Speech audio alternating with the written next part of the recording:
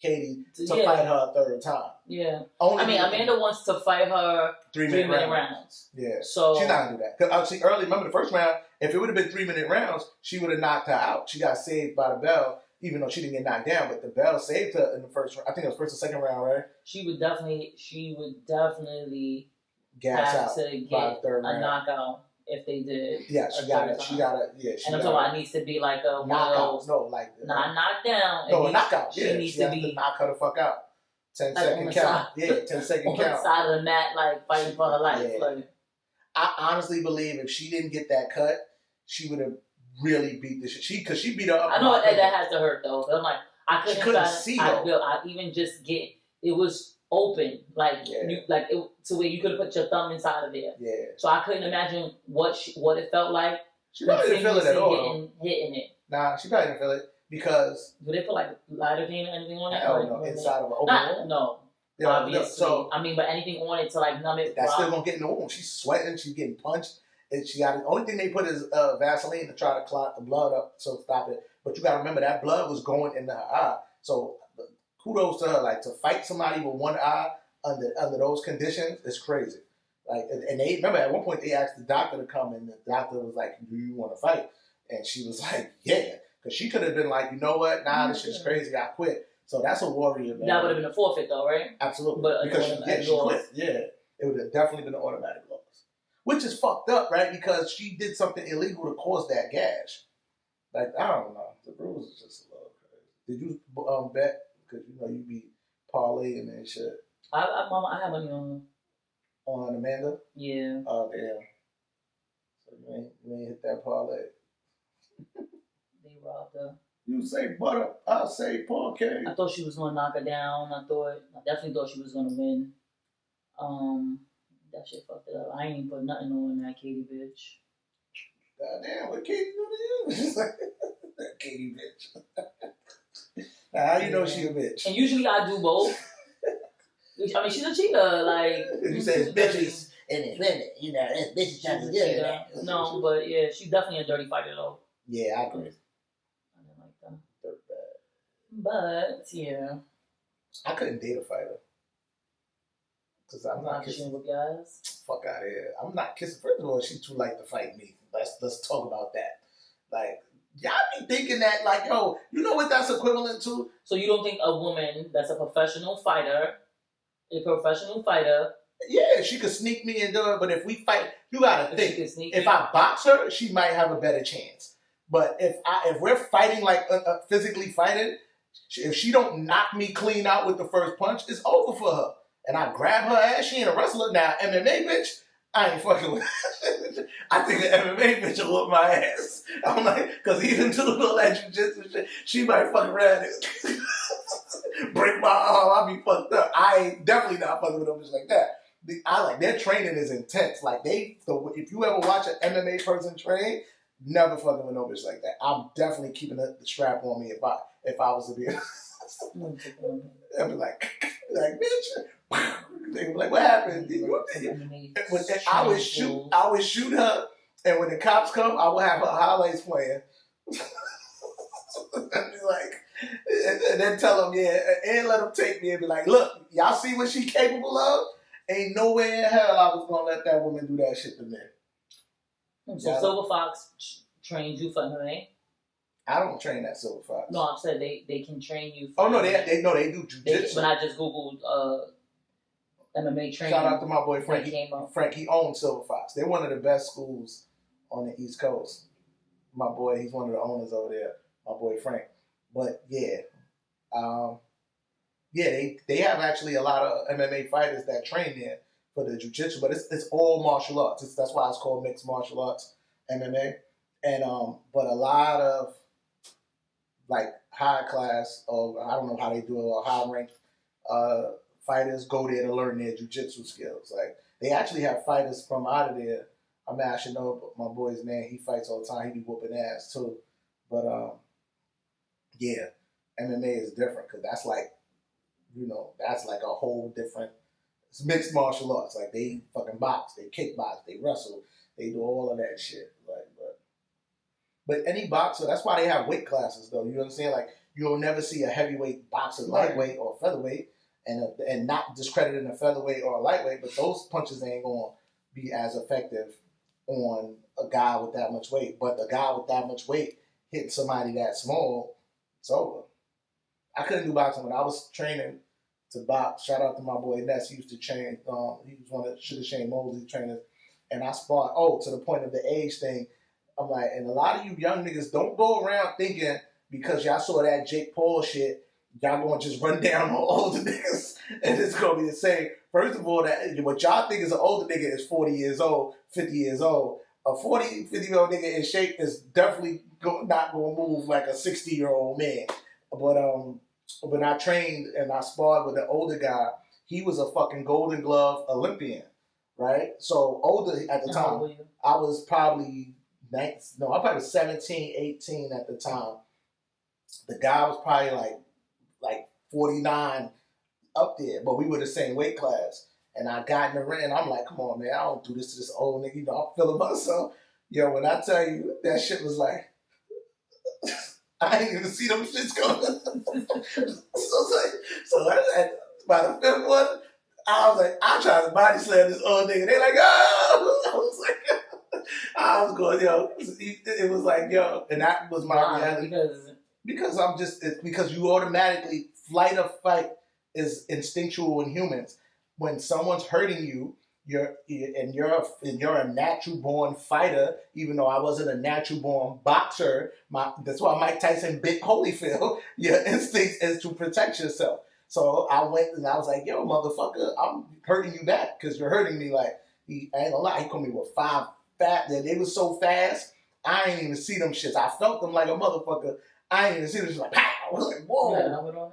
Yeah, that shit don't mean nothing because all of this be exposed. I was just asking. That shit was like pow. Like it was like, and that's how I learned. He taught me how to throw a straight right and a good jab and a straight right because he caught me with it. That's what it was. He jabbed me 3 times, and then the last one was a 2-piece. He hit me with a pow. That shit was quick. I was like, oh no, I'm just like, I was like, nah, this nigga playing with you, man. But yeah, that shit was fucking. I learned, and then I got a weak forehead. You know, I get migraines, so I knew I wasn't gonna be good for boxing. I was like, yeah, this ain't gonna work, and I'm just too sexy for shit like that. Then I started thinking I had a busted lip. I was like, I had to get somebody else to do it. Like I was like, I got a busted lip with the headgear on. Imagine without this shit. I was like, yeah, this ain't for me. I was like, I'm too sexy to be. I don't care. That's why kudos to motherfuckers like Mayweather that don't get hit, and everybody talks so much shit. I was like, yo, y'all want to see a brawl. Y'all don't want to see boxing because that's what boxing is. The sport of boxing is to hit and not be hit, and Mayweather is the fucking master of that shit.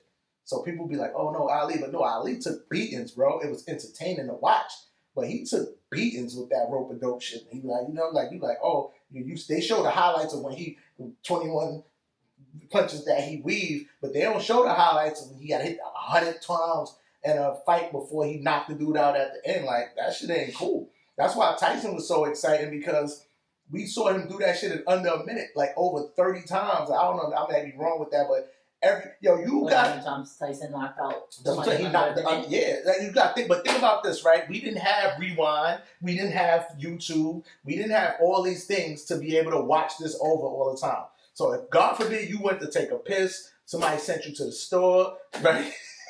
You came back and you missed the fight.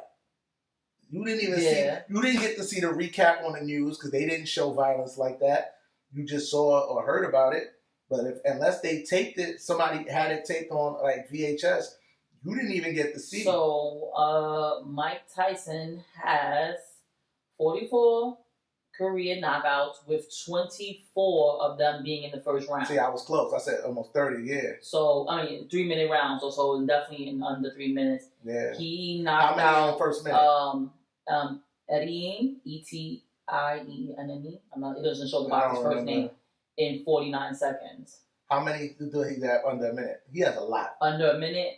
He has to have a lot. That's what it showed me. I Googled under a minute. Yeah. It might have felt like it because it was just. I mean, it was first round. Well, he was knocked. Well, I know for a fact he definitely knocked plenty of boxers down in under the first minute.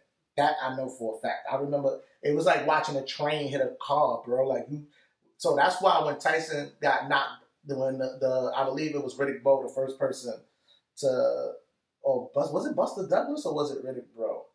I don't remember which one, but it might have been Riddick Bowe. I don't remember. Damn, I'll have to look it up.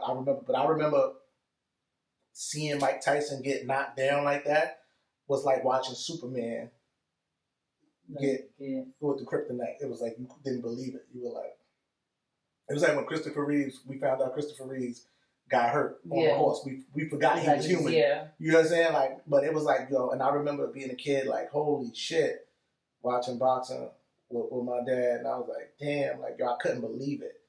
And it doesn't have anything else. But back to my point with Mayweather, I remember like we used to watch the fight with your relatives, and they used to all get excited. Ironically, Sugar Shane Mosley fight, even though Ness is my boy, I know you.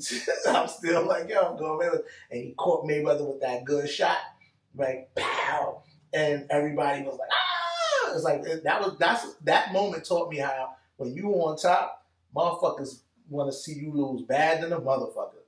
Because it got quiet after that when Mayweather. I don't know why people.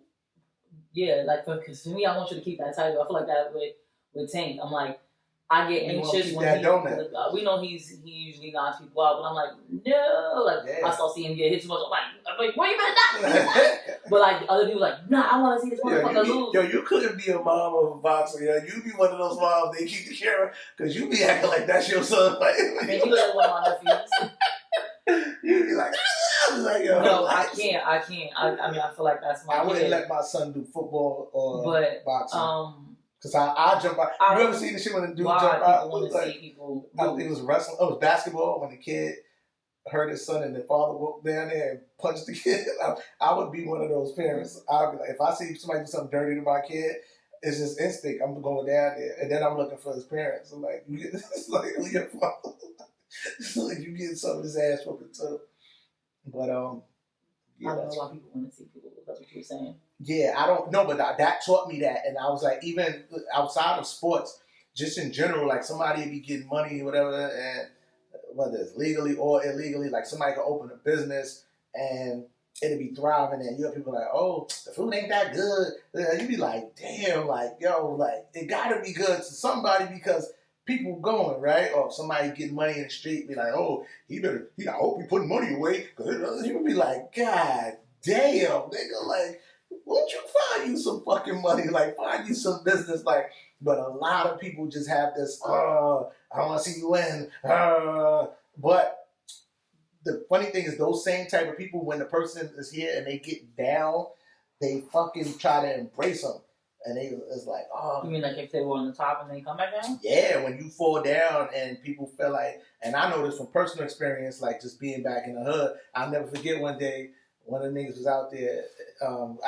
Like I said, I be rich, I be poor. It's one of my poor moments, so I'm back in the hood doing what I do. And he's like, damn, yo, whenever you ain't got no work, you don't never, which was very rare. But he was like, you don't be out here with us. And that's when it hit me. I was like, yeah. I ain't say it to him, but in my head, I'm like, I ain't got nothing in common with you niggas. Like, so if I'm not out here getting money, there's no reason for me to be out here with you niggas. And the only reason I'm back here with you niggas, because at the time, this is all I know that's going to make me a couple dollars to do the next big thing that I'm going to do. You shouldn't have been there, period. Exactly. So but that taught me that. But when you are accustomed to certain things, especially fast money, and you know, I can do to get some fast money.